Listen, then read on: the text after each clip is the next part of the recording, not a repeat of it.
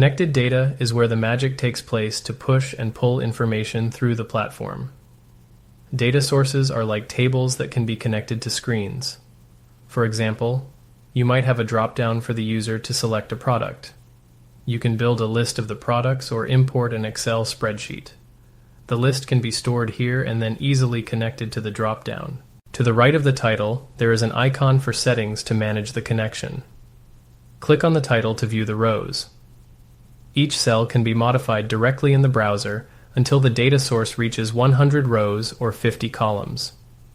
Once the limit is exceeded, it can be updated using the export-import feature. You can even build forms to create, edit, and delete rows.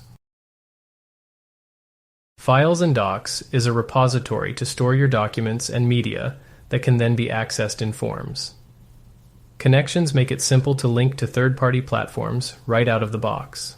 Click Add Connection to view the current list. Choose a connection and provide your credentials. It will now be available in areas such as data sources and form screens. REST API directs you to our API Explorer, where you can view and test all available endpoints. Possible applications include automating processes, performing bulk tasks, and exchanging data with other cloud platforms.